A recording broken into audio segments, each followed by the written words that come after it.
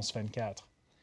Welcome back, or welcome if you're just joining us. This is the France 24 debate in the wake of an attack on two suicide bombers attacking off-duty soldiers in the Sinai desert. We're looking at the Sinai powder keg and also the spillover when it comes to Cairo. We're talking about it with Omar ASHOUR, Director of Middle East Studies at the University of Exeter.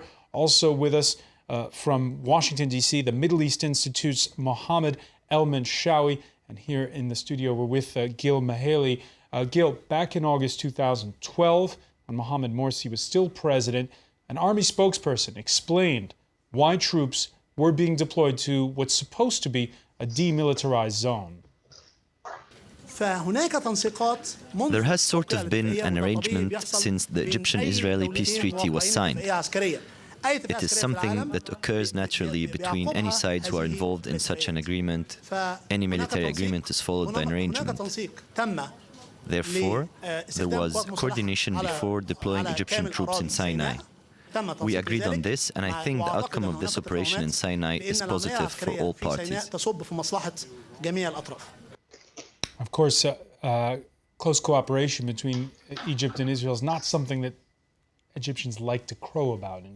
No, and this is an interesting quote because the problem of Sinai goes beyond Morsi against Sisi, Muslim brethren against military.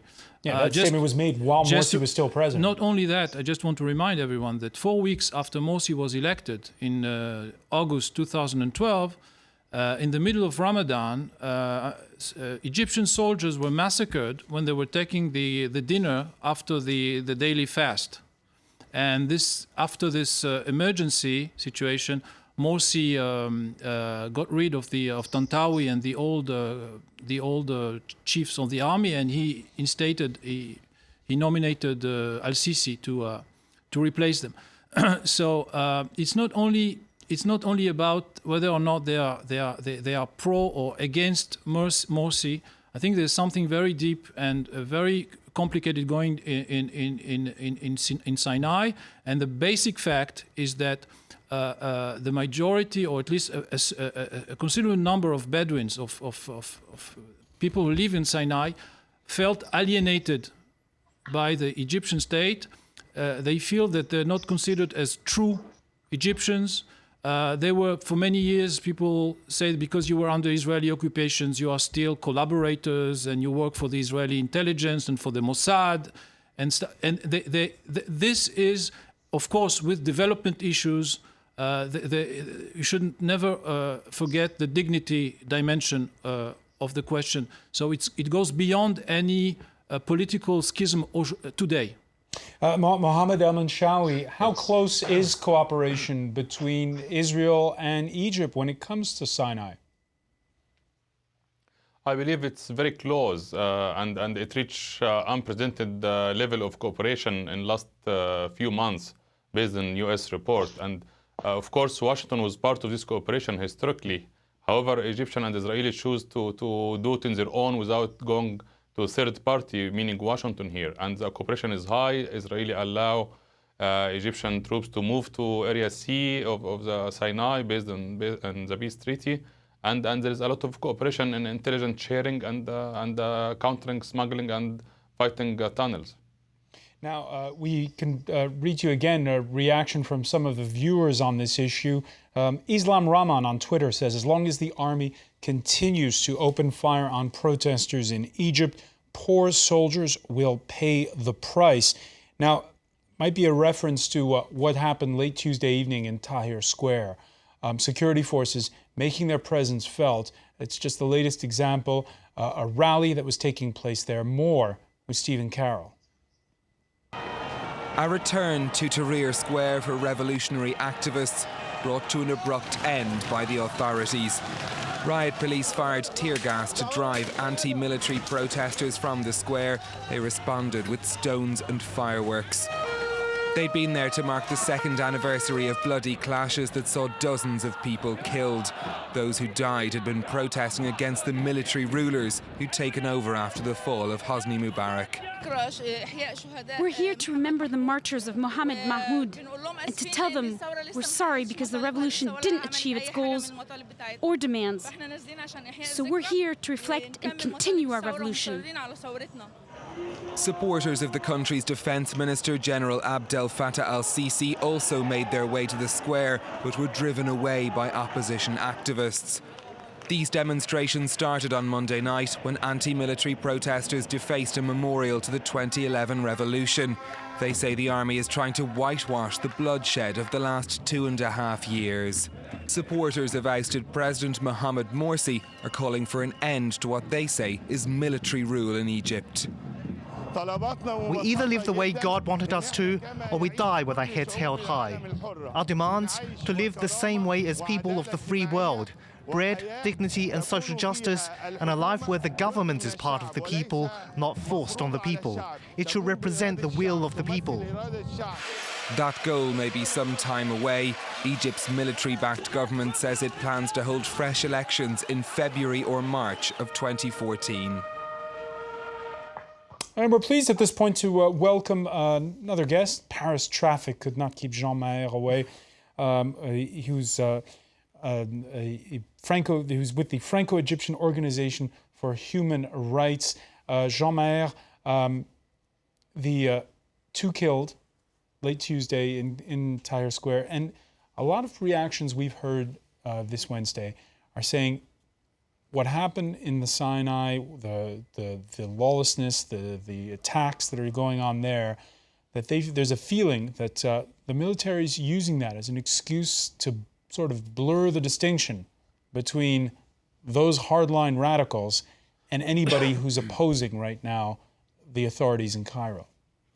Well, in fact, if you can see the situation we never had before the revolution of January 2011, before Mubarak went away, we didn't have this type of problems in the Sinai.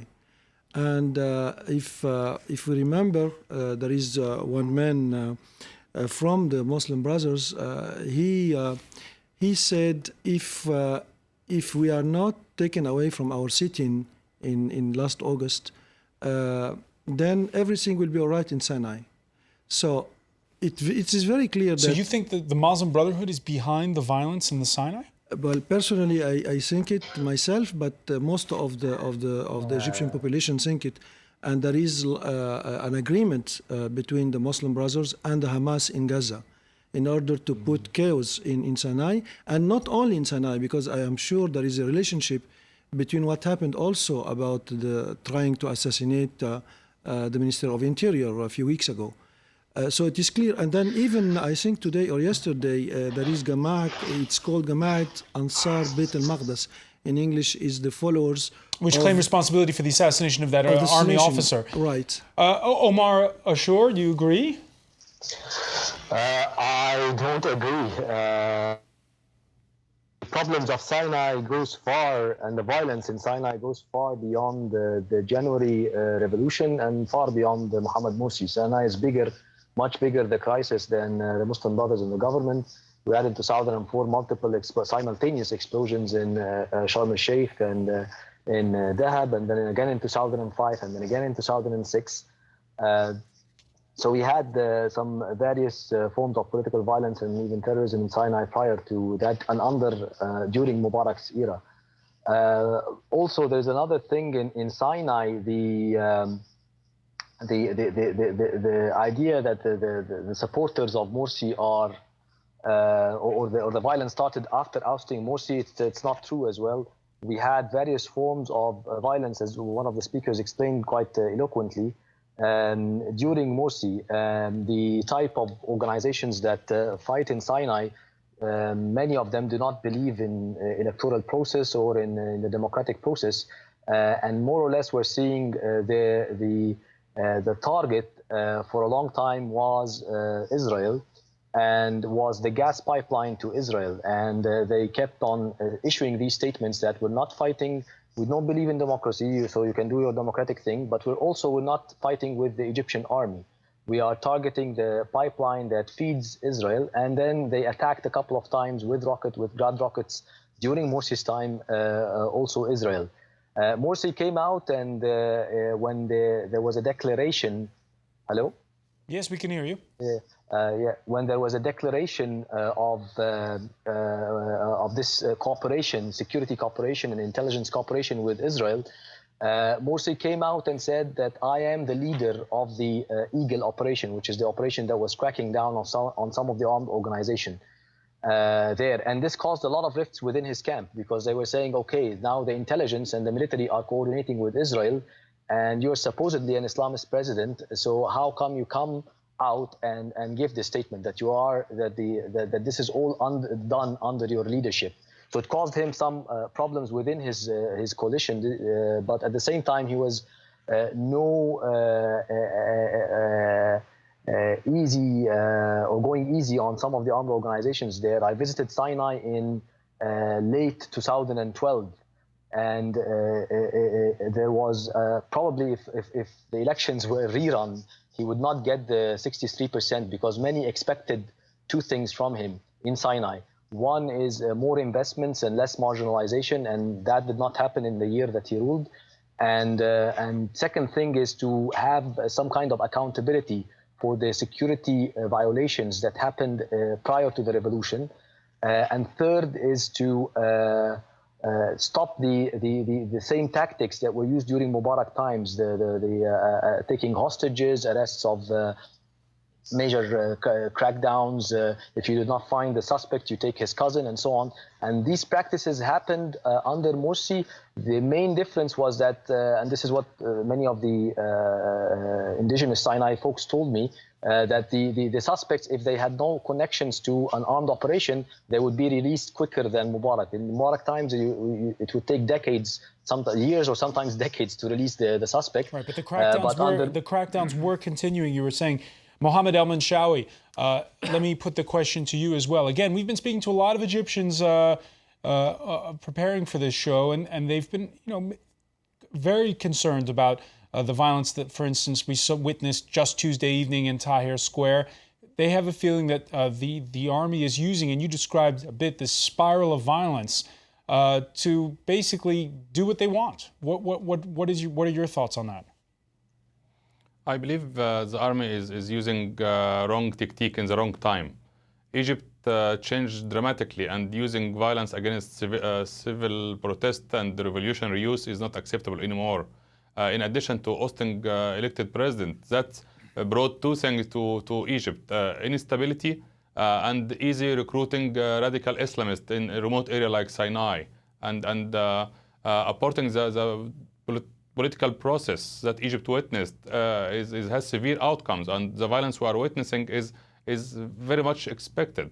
You give a clear path to people to recruit extremists, convince them that an Islamic elected president is ousted by state apparatus, by military, by intelligence, by police, and it's easy to recruit them. And I agree with what Omar said from UK about neglect of Sinai. That's not just limited to Morsi. It's before Morsi, and we witnessed terrorism under Mubarak, under Morsi, and under Sisi leadership now. Jean-Maher, radicalization becoming a self-fulfilling prophecy because of a heavy-handed crackdown on protesters? Well, I don't think so. It's not a question of... we have to ask what happened to the few thousands of the extremists, the terrorists that came from Afghanistan, and everybody have seen them on the TV coming back to Egypt. Where did the people go? We would like to know. Even there is some information about Ayman al-Zawahiri, who is the number 2 of the Qaeda, who came with President Morsi. I'm not sure of this information, but who came back and should be in Sinai. I'm not sure, but some people are talking about that, which means that these terrorists coming from Afghanistan have just stayed in the center. Right, but what does this have to do with, for instance, the violence Tuesday evening in Tahrir Square, and this, 2 people killed with gunshots? And isn't this just going to fuel radicalization when there's a heavy-handed use of force? Well, I'm not sure if really who shot. Do we have the information who shot them? You know, we've got a lot of information when there was a sit-in that some people from the Muslim Brotherhood were shooting their colleagues from the Muslim Brotherhood. So we cannot say it's a heavy-handed from the army. The army has a responsibility of trying to get sort of stabilization and put security inside Egypt and around Egypt. So they are trying to do their job.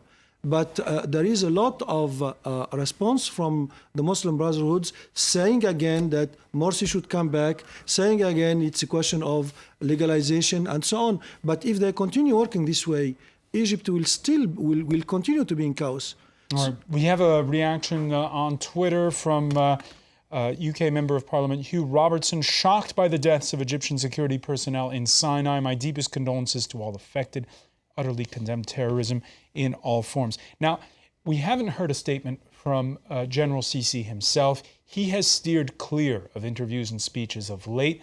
Back in August, here's what he said about the general situation. He insisted on the military's good intentions. Take notice of these words. We will not stand behind traitors and schemers, those who cause menace. No, we won't have any of this. And I assure you of this, all of you. I want to remind myself, as well as you, we will not betray, and we will not conspire, and we will not set up schemes. We are an institution, an honorable and patriotic institution that has dealt with the utmost responsibility and honor for 1 year. This is how I want to start my speech. Again, Mohamed ELMENSHAWY, if you could just translate for us a little bit, when he talks about traitors and schemers, who does General Sisi refer to? It's not clear, but most likely he refers to Muslim Brotherhood, unfortunately.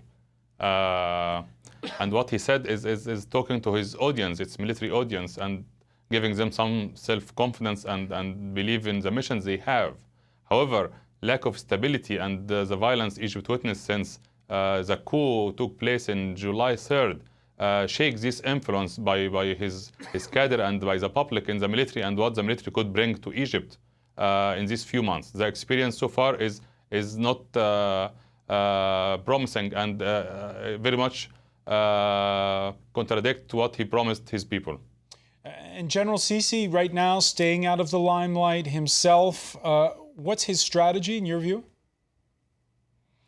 I believe he has a strange strategy of eradicating Islamists and Muslim Brotherhood. There is no so-called inclusive democracy in the horizon of Egypt. There is no serious initiative to include Muslim Brotherhood and their political party in the roadmap. And there is nothing left in the table for them. So I believe it's a zero-sum game, and it's formula for disaster in Egypt in the near future. Jean-Maher? I don't agree on that because he's doing his job as a Minister of Defense, and the country is managed by a civil government, and everybody is competent in his own area. When there is terrorist attacks, he has to use the force because it's putting the Muslim Brothers and the Salafists have their place in Egypt. They have their place in the country. We cannot say they are all terrorists, but there are some people trying to incite the others in order to continue their strategy. Most of the Egyptian people are fed up with that, and it is important that the military and the police try to make all their efforts in order to put peace in Egypt. So I don't agree on the strategy that Sisi is behind and trying to make a play. I think he's just doing his role. All right, well, at a rally of defeated presidential candidate Abdelmonem Abelfotu a couple of days ago, supporters objected to the blurring of the distinction again between the battle against militants in the Sinai and the crackdown on the Brotherhood. General Sisi is saying that this is a war on terrorism, but we don't see it that way. I feel that he's using this word, terrorism, to disguise the real war that's going on, the war against the revolution. He's not killing the Brotherhood, he's using the Brotherhood as cover. But when he kills, he is killing the principles of the revolution, the goals of the revolution, and the demands of the revolution. And this is unacceptable. In point of fact, Jean-Maher, during Tuesday's demonstration, before it got out of hand, there were slogans against both Sisi and Morsi. Is that the general mood you feel in Cairo? I think most of the Egyptian population are going behind not el-Sisi, but behind the democratical process. And today, even if in most of the Occidental countries they don't give this image, that is the real truth. Most of the Egyptian people, there is a roadmap. The roadmap is going on. There is a constitution. We will come out in 1 month, and after that, according to the roadmap, there will be elections of presidential elections and so on. So most of the Egyptian people have confidence in the government, and of course, el-Sisi became a hero because he had the courage of saying to Morsi, "You have to go away." But I am confident that Egypt is going against the terrorists, against the terrorism in general, and through the roadmap towards a good democratical way. Omar, ASHOUR, do you agree that there's a silent majority that supports the current process? There is a significant percentage that support the current process, but we know from patterns, once elected institutions gets removed by force, by military force, you don't have a democracy. It never happened from Spain in 1936 to Iran in 1953, to Chile's coup, Pinochet's coup in 1973, to Argentina's coup in 76, to Brazil in 46, to Sudan in 89, to Algeria in 92. All of them elected institutions or elected presidents getting removed by military coups, and then you have a period of either a military dictatorship, a direct one, or a military appointed government, a military appointed civilian government, or a civil war scenario, or a continuous civil unrest scenario. You don't get democracy for years and sometimes decades. So the situation, and this is, if you're looking at this episode specifically, one of the bloodiest episode, the bloodiest episode actually in Egypt's modern history since Napoleon in 1799 stormed Al-Azhar, and there was 300 fatalities, I think, in that storming. Multiply this probably 200 or two to three times, so 200 to 300% increase in just one crackdown in the city, in the Rabaa sit-in. So we're talking to a very different level of violence, and I don't think we saw the tip of the iceberg at the moment, because we know from the Algerian scenario in 1992, the coup happened in January 1992, and the country descended into an extremely ugly civil war in September, 8 months later. So we're still on a very, very dangerous path. I think Egypt is on a very dangerous path, and it will. The only way to save it from a disaster, I think, is to limit the repression or end the repression, and to make a quick inclusion. You had earlier you had 5 elections going on. In all the 5 elections, you had consistent winners. Some of them are either killed now or in jail. And you had consistent losers. Some of them are in power now. And with that kind of framework, you cannot talk about a new democracy. You cannot build a democracy on a dead democratization process. All right, so a bit of a bleak prediction that it could get worse before it gets better. Omar, ASHOUR, I want to thank you for joining us from Exeter in the UK. I want to thank Mohamed ELMENSHAWY for being with us from the US capital, Washington, D.C., Jean-Maher and MIHAELY for being with us, and thank you for joining us here for the France 24 debate. Loads more questions.